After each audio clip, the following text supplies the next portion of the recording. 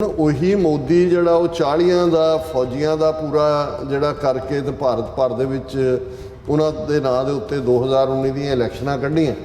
ਹੁਣ ਕੋਈ ਟਵੀਟ ਨਹੀਂ ਇਹਦੇ ਉੱਤੇ, ਔਰ ਜਦੋਂ ਐਨ ਉਹਨਾਂ ਦੀਆਂ ਲਾਸ਼ਾਂ ਉੱਥੇ ਪਈਆਂ ਸੀ, ਦੂਸਰੇ ਪਾਸੇ ਇਹ ਫੁੱਲਾਂ ਦੇ ਹਾਰਾਂ ਨਾਲ ਲੱਦਿਆ ਹੋਇਆ ਸਿਰ ਤੇ ਫੁੱਲ ਪਵਾ ਰਿਹਾ।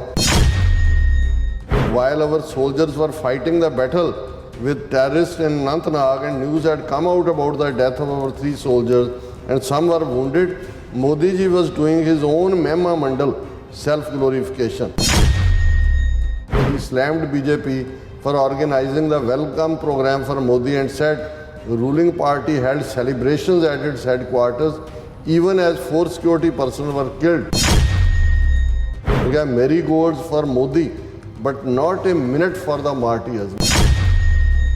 It is high time we call out hypocrisy of PM Modi. Stop celebrating Mr. Modi while the brave soldiers lay down their lives.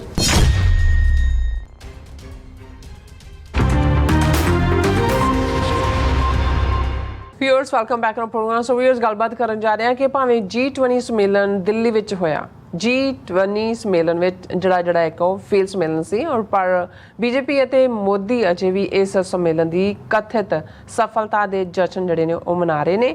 ਜਦੋਂ ਬੀਜੇਪੀ ਦੇ ਦਫ਼ਤਰ ਵਿੱਚ ਮੋਦੀ ਤੇ ਫੁੱਲਾਂ ਦੀ ਵਰਖਾ ਕੀਤੀ ਜਾ ਰਹੀ ਸੀ, ਉਦੋਂ ਕਸ਼ਮੀਰੀ ਘਾਟੀ ਵਿੱਚ ਜਿਹੜੇ 2 ਫੌਜੀ ਅਫਸਰਾਂ ਅਤੇ 1 ਪੁਲਿਸ ਅਫਸਰ ਦੀਆਂ ਜਿਹੜੀਆਂ ਲਾਸ਼ਾਂ ਨੇ ਉਹ ਰੁਲ ਰਹੀਆਂ ਸਨ। ਸੋ ਇਸ ਬਾਰੇ ਆਪਾਂ ਗੱਲਬਾਤ ਕਰਨ ਜਾ ਰਹੇ ਹਾਂ। ਸੋ ਅਸੀਂ ਚਾਹਾਂਗੇ ਤੁਸੀਂ ਇਸੇ ਤਰ੍ਹਾਂ ਬਣੇ ਰਹਿਣਾ, ਦੇਖਣ ਸੁਣ ਲਿਆ ਲਿਖਣ ਲਈ ਤੁਹਾਡਾ ਸਭ ਦਾ ਬਹੁਤ ਬਹੁਤ ਧੰਨਵਾਦ ਜੀ। ਰਾਜ ਸਾਹਿਬ ਕੀ ਕਹਿਣਾ ਚਾਹੋਗੇ?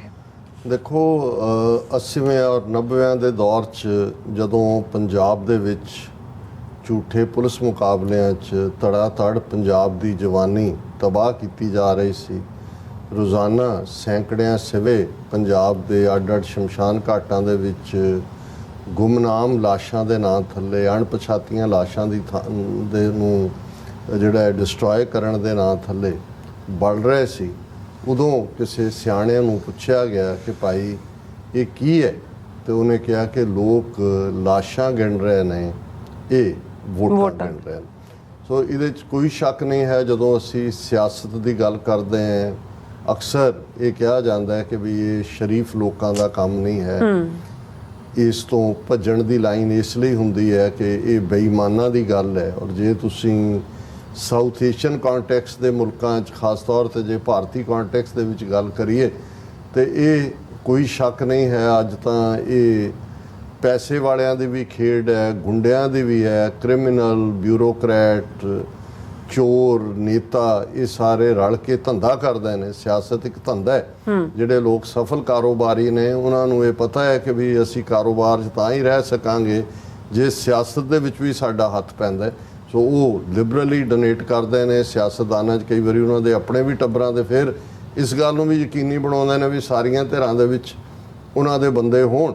ਔਰ ਇਸ ਸਾਰੇ ਦੇ ਚੱਲਦੇ ਆ, ਤੇ ਜੇ ਸਿਆਸਤ ਦਾ ਫੰਬਾ ਜਾਂ ਉਸ ਦਾ ਧੁਰਾ ਜਾਂ ਉਸ ਦਾ ਫਾਊਂਟੇਨ ਇੱਕ ਨਫ਼ਰਤ ਵਾਲੀ ਵਿਚਾਰਧਾਰਾ ਹੋਏ, ਜਿਸ ਨਫ਼ਰਤ ਦੀ ਵਿਚਾਰਧਾਰਾ ਨੇ ਮਨੁੱਖਾਂ ਨੂੰ ਪਹਿਲਾਂ ਤੋਂ ਹੀ ਵੰਡਿਆ ਹੋਏ 2-3 ਹਜ਼ਾਰ ਸਾਲ ਤੋਂ, ਔਰ ਹੁਣ ਸਿਆਸੀ ਤਾਕਤ ਦੇ ਨਾਲ ਉਹ ਉਹਨਾਂ ਦਾ ਜਿਨ੍ਹਾਂ ਦੇ ਨਾਲ ਉਹ ਸਮਝਦੇ ਨੇ ਕਿ ਭਾਈ ਉਹਨਾਂ ਦੀ ਉਹ ਵਿਚਾਰਧਾਰਾ ਦੇ ਹਾਮੀ ਨਹੀਂ ਨੇ, ਉਹਨਾਂ ਦਾ ਸਫਾਇਆ ਕਰਨਾ ਚਾਹੁੰਦੇ ਹੋਣ, ਤੇ ਫਿਰ ਇਸ ਬਾਰੇ ਕੋਈ ਦੋ ਰਾਵਾਂ ਨਹੀਂ ਨੇ ਕਿ ਉਹ ਟੋਟਲੀ ਡੀਸੈਂਸਿਟਾਈਜ਼ ਹੋ ਜਾਂਦੇ ਨੇ। ਹੁਣ ਕਦੇ ਤੁਸੀਂ ਦੇਖੋ ਕਿ ਵੀ ਜਿਹੜੇ ਲੋਕ ਸ਼ਮਸ਼ਾਨ ਘਾਟਾਂ 'ਚ ਹੁੰਦੇ ਨੇ, ਬਿਲਕੁਲ ਉਹਨਾਂ ਦੇ ਲਈ ਉਹ ਮੁਰਦੇ ਦੇ ਲਾ ਵੀ ਰਹੇ ਹੁੰਦੇ ਨੇ ਕੱਪੜੇ ਜਾਂ ਦੂਜੇ ਜੋ ਉਹਨਾਂ ਦੇ ਉੱਤੇ ਚਾਦਰਾਂ ਦੂਜੀਆਂ ਤੀਜੀਆਂ ਪਾਈਆਂ ਹੁੰਦੀਆਂ ਨੇ, ਪਰ ਉਹਨਾਂ ਦੇ ਲਈ ਉਹ ਕਿੱਤਾ ਬਣ ਜਾਂਦਾ। ਸ਼ਰਾਬ ਜ਼ਰੂਰ ਪੀਣ ਵਾਲੇ ਹੋਣਗੇ ਜਾਂ ਕਿਵੇਂ ਉਹਨਾਂ ਨੇ ਆਪਣੇ ਆਪ ਨੂੰ ਡੀਸੈਂਸਿਟਾਈਜ਼ ਕਰ ਲਿਆ ਹੁੰਦਾ ਹੈ ਕਿ ਵੀ ਉਹਨਾਂ ਨੂੰ ਕੋਈ ਉਹਨਾਂ ਦੇ ਲਈ ਉਹੀ ਉਹਨਾਂ ਦਾ ਕਿੱਤਾ ਹੈ। ਔਰ ਇਸੇ ਤਰ੍ਹਾਂ ਮੈਂ ਇੱਕ ਵਾਰ ਜਿਹੜੀ ਬੀਬੀ ਸਕਾਲਰ ਸਿੰਥੀਆ ਟਾਰਚਰ ਵਿਕਟਮਸ ਦੇ ਉੱਤੇ ਕੰਮ ਕਰ ਰਹੀ ਸੀ, ਜਿਹੜੇ ਪੁਲਿਸ ਦਾ ਜਾਂ ਦੂਜੇ ਦਾ ਸ਼ਿਕਾਰ ਹੋਏ, ਤੇ ਉਹ ਜਦੋਂ ਸਾਰੇ ਆਪਣੀ ਕਹਾਣੀ ਬਿਆਨਦੇ ਸੀ ਕਿ ਵੀ ਸਾਡੇ ਨਾਲ ਕੀ ਹੋਇਆ ਜਾਂ ਕਿਵੇਂ, ਤੇ ਉਹ ਰੁਕ ਜਾਂਦੀ ਸੀ, ਫਿਰ ਜਿਹੜੀ ਹੈ ਉਹ ਪੁੱਛਦੀ ਸੀ ਵੀ ਕਿਵੇਂ ਹੈ। ਫਿਰ ਅਸੀਂ ਜਦੋਂ ਆਪਸ 'ਚ ਡਿਸਕਸ ਕਰਦੇ ਸੀ ਕਿ ਕਿਵੇਂ ਹੁੰਦਾ, ਮੈਂ ਕਿਹਾ ਜੀ ਬਹੁਤ ਵਾਰ ਤਾਂ ਜਿਹੜੇ ਉਹ ਟਾਰਚਰ ਕਰਨ ਵਾਲੇ ਜਾਂ ਦੂਜੇ ਨੇ ਉਹ ਡਰੰਕ ਹੁੰਦੇ ਨੇ, ਉਹਨਾਂ ਨੇ ਆਪਣਾ ਆਪਾ ਭੁਲਾਇਆ ਹੁੰਦਾ। ਤਾਂ ਉਹਨੇ ਆਪਣੀ ਕਾਮੈਂਟ 'ਚ ਵੀ ਕਿਤੇ ਲਿਖਿਆ ਕਿ ਵੀ ਉਹੀ ਜਿਹੜਾ ਟਾਰਚਰ ਕਰਕੇ ਕਿਸੇ ਨੌਜਵਾਨ ਬੱਚੇ ਨੂੰ ਮੌਤ ਦੇਣ ਵਾਲਾ ਬੰਦਾ ਹੈ, ਉਹ ਕਿਵੇਂ ਸ਼ਾਮ ਨੂੰ ਜਦੋਂ ਆਪਣੇ ਘਰ ਜਾਂਦਾ ਹੈ ਤੇ ਆਪਣੇ ਹੀ ਉਹ ਜਿਹੜਾ ਬੱਚਾ ਉਹਦਾ ਲੰਮਾ ਪਿਆ, ਉਹ ਜੇ ਉਹਦੇ ਪੈਰ ਰਜਾਈ ਤੋਂ ਬਾਹਰ ਨੇ ਤੇ ਉਹ ਰਜਾਈ ਦੇ ਨਾਲ ਉਹਨੂੰ ਢੱਕ ਰਿਹਾ ਹੋਏਗਾ, ਟਕਿੰਗ ਉਸ ਨੂੰ ਕਰ ਰਿਹਾ ਹੋਏਗਾ, ਉਹਦੇ 'ਚ ਕੀ ਉੱਥੇ ਉਹ ਕੀ ਹੁੰਦਾ, ਉੱਥੇ ਕੀ ਹੁੰਦਾ, ਕਿਉਂਕਿ ਉਹ ਇੱਕ ਲੈਵਲ ਦੇ ਉੱਤੇ ਡੀਸੈਂਸਿਟਾਈਜ਼ ਹੋ ਜਾਂਦਾ। ਹੁਣ ਅੱਜ ਭਾਰਤ ਦਾ ਪ੍ਰਧਾਨ ਮੰਤਰੀ ਉਹ ਬੰਦਾ ਹੈ ਜਿਸ ਨੇ ਹਜ਼ਾਰਾਂ ਬੇਗੁਨਾਹ ਮੁਸਲਮਾਨਾਂ ਦਾ ਖੂਨ ਵਗਾਇਆ ਹੋਇਆ ਗੁਜਰਾਤ ਦੇ ਵਿੱਚ 21 ਸਾਲ ਪਹਿਲਾਂ।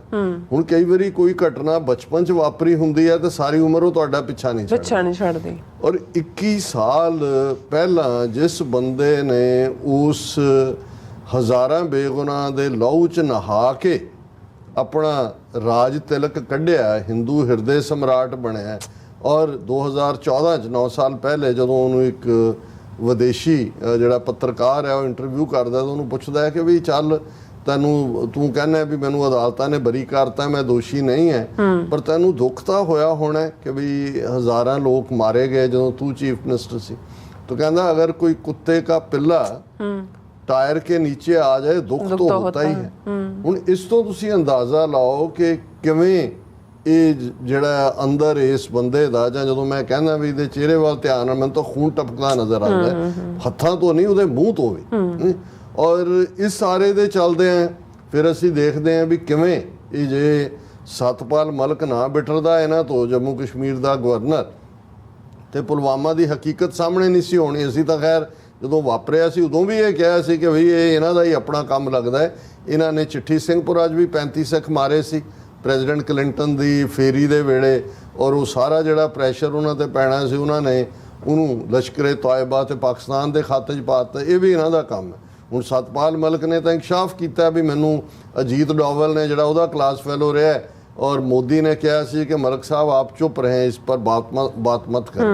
ਹੁਣ ਉਦੋਂ ਕਿਵੇਂ ਉਹਨਾਂ 40 ਨੂੰ ਕਿਵੇਂ ਉਹਨਾਂ ਦੇ ਬੜੇ ਬੜੇ ਪੋਸਟਰ ਲਾ ਕੇ ਭਾਰਤ ਭਰ ਦੇ ਵਿੱਚ ਰੈਲੀਆਂ ਔਰ ਆਪਣਾ ਪੂਰਾ ਕੱਢਿਆ। ਹੁਣ ਵਾਕਿਆ ਜਿਹਦਾ ਅਸੀਂ ਕੱਲ੍ਹ ਇੱਕ ਸੈਗਮੈਂਟ ਲਾਂਚ ਕੀਤਾ ਸੀ ਕਿ ਵੀ ਅਨੰਤਨਾਗ ਜ਼ਿਲ੍ਹੇ 'ਚ ਇੱਕ ਮੁਕਾਬਲੇ ਦੇ ਵਿੱਚ ਜਿਹੜੇ ਨੇ ਇੱਕ ਕਰਨਲ ਜਿਹੜਾ ਸਿੱਖ ਪਰਿਵਾਰ ਦਾ ਬੱਚਾ, ਉਹਦਾ ਛੋਟਾ ਹੈ, ਬੇਟੀ ਹੈ ਮੋਹਾਲੀ ਤੋਂ, ਅੱਜ BBC ਔਰ ਦੂਸਰਿਆਂ ਨੇ, ਉਹਦੀ ਮਾਂ ਹੈ, ਪਤਨੀ ਹੈ, ਟੀਚਰ ਹੈ, ਰੋ ਰਹੇ ਸੀ। ਮਾਂ ਕਹਿੰਦੀ ਵੀ ਉਹ 3 ਜਨਰੇਸ਼ਨਾਂ ਫੌਜੀ ਨੇ, ਵੀ ਮਾਂ ਕਹਿੰਦੇ ਵੀ ਮੈਂ ਤਾਂ ਪਿਓ ਇਹਦਾ ਨਹੀਂ ਸੀ ਚਾਹੁੰਦਾ ਇਹ ਫੌਜ 'ਚ ਜਾਏ, ਉਹ ਕਹਿੰਦਾ ਸੀ MBA ਵਗੈਰਾ ਕਰਕੇ ਪੜ੍ਹ ਲਏ। ਮੈਂ ਕਿਹਾ ਨਹੀਂ, ਇਹ ਜੋ ਕਰਨਾ ਚਾਹੁੰਦਾ ਉਹਨੂੰ ਕਰਨ। ਇੱਕ ਹਰਿਆਣੇ ਦਾ ਮੇਜਰ ਜਿਸ ਦਾ ਉਹ ਜਿਹਨੇ ਜਨਮ ਦਿਨ ਤੇ ਅਗਲੇ ਮਹੀਨੇ ਆਉਣਾ ਸੀ, ਔਰ ਇਸੇ ਤਰ੍ਹਾਂ ਇੱਕ DSP ਜੰਮੂ ਕਸ਼ਮੀਰ ਦਾ ਮੁਸਲਮਾਨ। ਹੁਣ ਇਹਨਾਂ ਤਿੰਨਾਂ 'ਚ ਇੱਕ ਸਿੱਖ ਹੈ, ਇੱਕ ਹਿੰਦੂ ਹੈ, ਇੱਕ ਮੁਸਲਮਾਨ ਹੈ, ਉਹ ਮਾਰੇ ਜਾਂਦੇ ਨੇ। ਹੁਣ ਉਹੀ ਮੋਦੀ ਜਿਹੜਾ ਉਹ 40 ਦਾ ਫੌਜੀਆਂ ਦਾ ਪੂਰਾ ਜਿਹੜਾ ਕਰਕੇ ਤੇ ਭਾਰਤ ਭਰ ਦੇ ਵਿੱਚ ਉਹਨਾਂ ਦੇ ਨਾਂ ਦੇ ਉੱਤੇ 2019 ਦੀਆਂ ਇਲੈਕਸ਼ਨਾਂ ਕੱਢੀਆਂ। ਹੁਣ ਕੋਈ ਟਵੀਟ ਨਹੀਂ ਇਹਦੇ ਉੱਤੇ, ਔਰ ਜਦੋਂ ਐਨ ਉਹਨਾਂ ਦੀਆਂ ਲਾਸ਼ਾਂ ਉੱਥੇ ਪਈਆਂ ਸੀ, ਔਰ ਮੋਦੀ ਕਿਉਂਕਿ ਹੁਣ G20 ਇਹਨਾਂ ਨੇ ਉਹਨੂੰ ਜਾਣ ਥੋੜੀ ਦੇਣਾ ਇਲੈਕਸ਼ਨਾਂ ਦਾ ਖਿੱਚਣਾ ਕਿ ਜੀ BJP ਦੇ ਦਫ਼ਤਰ 'ਚ ਵੱਡਾ ਜਸ਼ਨ ਕਿ ਜੀ ਦੇਖੋ ਮੋਦੀ ਕੀ ਸਫਲਤਾ, ਉਹ ਸਾਰੇ ਵਜ਼ੀਰਾਂ ਦੀ ਲਾਈਨ ਲੱਗੀ ਹੋਈ ਹੈ, ਫੁੱਲ ਪਤਾ ਨਹੀਂ ਕਿ ਸਾਰੇ ਉਹ ਦਿੱਲੀ ਦੇ ਮੁਕਾ ਦਿੱਤੇ ਹੋਣੇ ਨੇ। ਹਾਂਜੀ, ਉਹਨੇ ਮਤਲਬ ਅੱਜ ਕੋ ਪੱਤਰਕਾਰ ਕਹਿ ਰਿਹਾ ਸੀ ਕਿ ਜੀ ਤੁਸੀਂ ਜੇ ਆਉਣ ਵਾਲੇ ਪੀਰੀਅਡ 'ਚ ਬਚਾਅ ਕਰਨਾ ਹੈ ਤੇ ਫੁੱਲਾਂ ਦੀ ਖੇਤੀ ਕਰੋ, ਕਿਉਂਕਿ ਇਹ ਹੁਣ ਫੁੱਲਾਂ ਦਾ ਜ਼ਮਾਨਾ ਆ ਗਿਆ, ਇਹਨੇ ਫੁੱਲ ਹੀ ਪਵਾਉਣੇ ਨੇ ਸਿਰ ਦੇ ਉੱਤੇ, ਬੜਾ ਕੰਮਕਾਰ ਚੱਲੇਗਾ। ਔਰ ਇਹ ਨਹੀਂ ਵੀ ਇਹ ਗੱਲ ਅਸੀਂ ਕਹਿ ਰਹੇ ਹਾਂ ਕਿ ਇੱਕ ਪਾਸੇ ਲਾਸ਼ਾਂ ਪਈਆਂ ਨੇ, ਦੂਸਰੇ ਪਾਸੇ ਇਹ ਫੁੱਲਾਂ ਦੇ ਹਾਰਾਂ ਨਾਲ ਲੱਦਿਆ ਹੋਇਆ ਸਿਰ ਤੇ ਫੁੱਲ ਪਵਾ ਰਿਹਾ। ਸਾਰੀਆਂ ਹੀ ਆਪੋਜੀਸ਼ਨ ਧਿਰਾਂ ਨੇ ਜਿਹੜਾ ਇਸ ਦਾ ਨੋਟਿਸ ਲਿਆ। ਉਹਨਾਂ ਨੇ ਇਹ ਕਿਹਾ ਕਿ ਵੀ ਹੈਡਲਾਈਨ ਹੀ ਹੈ ਇਸ ਦੀ, ਦਾ ਹਿੰਦੂ ਦੀ ਖਬਰ ਹੈ, opposition attacks BJP over G20 celebrations, irresponsible person in power, responsible leaders sacrifice their lives for India। ਇਹ ਕਾਂਗਰਸ ਵਿਪ ਨੇ ਕਿਹਾ ਕਿ ਆਹ ਦੇਖੋ ਐਡਾ ਗੈਰ ਜ਼ਿੰਮੇਵਾਰ। ਉਹਨਾਂ ਨੇ ਕਿਹਾ ਕਿ ਵੀ 3 ਜਿਹੜੇ ਇਹ 3 ਫੌਜੀ ਅਫਸਰ ਔਰ ਕਰਨਲ ਮਨਪ੍ਰੀਤ ਸਿੰਘ ਔਰ ਮੇਜਰ ਆਸ਼ੀਸ਼ ਤੋਨਕ ਤੇ ਰਾਈਫਲਮੈਨ ਰਵੀ ਤੇ deputy superintendent police Humayun Bhatt, 3 ਫੌਜੀ ਨੇ, ਇੱਕ ਪੁਲਿਸ ਦਾ ਹੈ। ਉਹਨਾਂ ਨੇ ਕਿਹਾ ਕਿ ਵੀ ਇਹ ਜਿਹੜਾ ਇੱਕ ਪਾਸੇ ਉਹਨਾਂ ਦੀਆਂ ਡੈੱਡ ਬਾਡੀਜ਼ ਪਈਆਂ ਨੇ, while our soldiers were fighting the battle with terrorists in Anantnag and news had come out about the death of our 3 soldiers and some were wounded, Modi ji was doing his own mehma mandal self glorification. ਇਹ ਉਹਨਾਂ ਦੇ ਜਿਹੜਾ ਇੱਕ ਸਾਬਕਾ colonel ਹੈ ਰੋਹਿਤ ਚੌਧਰੀ, ਉਹਨੇ ਕਿਹਾ ਕਿ ਵੀ ਉਧਰ ਲਾਸ਼ਾਂ ਪਈਆਂ ਨੇ, ਇਹ ਆਪਣਾ ਮਹਿਮਾ ਮੰਡਲ ਕਰ ਰਿਹਾ। ਅੱਛਾ। ਇਸੇ ਤਰ੍ਹਾਂ ਆਰਜੇਡੀ ਦਾ ਲੀਡਰ ਮਨੋਜ ਝਾ, ਉਹਨੇ ਵੀ ਇਹ ਕਿਹਾ ਕਿ ਹੀ ਸਲੈਮਡ BJP for organizing the welcome program for Modi and said ruling party held celebrations at its headquarters even as 4 security personnel were killed. ਕਿ ਉਹਨਾਂ ਦੀਆਂ ਲਾਸ਼ਾਂ ਪਈਆਂ ਨੇ ਇੱਧਰ। ਇਹੀ ਗੱਲ ਤ੍ਰਿਣਮੂਲ ਕਾਂਗਰਸ ਨੇ ਕਹੀ, ਉਹਨੇ ਕਿਹਾ marigolds for Modi but not a minute for the martyrs. Marigold ਗੇਂਦੇ ਦੇ ਫੁੱਲਾਂ ਨੂੰ ਕਹਿੰਦੇ ਨੇ ਕਿ ਉਹ ਗੇਂਦੇ ਦੇ ਫੁੱਲਾਂ 'ਚ ਲੱਦਿਆ ਹੋਇਆ ਹੈ ਤੇ ਇੱਥੇ ਸ਼ਹੀਦਾਂ ਦੇ ਲਈ ਇੱਕ ਮਿੰਟ ਨਹੀਂ ਹੈ। It is high time we call out hypocrisy of PM Modi, stop celebrating Mr. Modi while the brave soldiers lay down their lives. ਹੁਣ ਕਿਉਂਕਿ ਜੇ ਤਾਂ ਇਲੈਕਸ਼ਨਾਂ ਨੇੜੇ ਹੁੰਦੀਆਂ ਇਮੀਡੀਏਟ, ਫਿਰ ਤਾਂ ਮੋਦੀ ਨੇ ਖੁਦ ਉੱਡ ਕੇ ਪਹੁੰਚ ਜਾਣਾ ਸੀ, ਉਹਨਾਂ ਦੀਆਂ ਡੈੱਡ ਬੋਡੀਜ਼ ਪਹਿਲਾਂ ਦਿੱਲੀ ਮੰਗਵਾਉਣੀਆਂ ਸੀ, ਫਿਰ ਉਹਨਾਂ ਨੂੰ ਪਰ ਹੁਣ ਉਹਨੂੰ ਲੱਗਦਾ ਵੀ ਇਹ G20 ਨੂੰ ਜਿਹੜਾ ਹੈ ਇਹਨੂੰ ਵਿੱਚੋਂ ਜਿੰਨਾ ਵਿਕਦਾ। ਸੋ ਇਹ ਹੈ ਕਿ ਜਦੋਂ ਇਸ ਹੱਦ ਤੱਕ ਸਿਆਸਤ ਚਲੀ ਜਾਂਦੀ ਹੈ ਕਿ ਲੋਕ ਲਾਸ਼ਾਂ ਗਿਣਦੇ ਨੇ ਤੇ ਸਿਆਸਤਦਾਨ ਵੋਟਾਂ ਗਿਣਦੇ ਨੇ, ਫਿਰ ਇਹੀ ਕੁਝ ਹੁੰਦਾ ਹੈ ਜੋ ਅੱਜ ਹੋ ਰਿਹਾ। ਜੀ ਰਾਜਾ ਸਾਹਿਬ, ਤੁਹਾਡਾ ਬਹੁਤ ਬਹੁਤ ਸ਼ੁਕਰੀਆ। ਸੋ ਤਲਨ ਬ੍ਰੇਕ ਵਿਊਅਰਸ, ਤੁਸੀਂ ਇਸੇ ਤਰ੍ਹਾਂ ਬਣੇ ਰਹਿਣਾ। ਮਿਲਦੇ ਹਾਂ ਆਫਟਰ ਦਿਸ ਸ਼ਾਰਟ ਬ੍ਰੇਕ।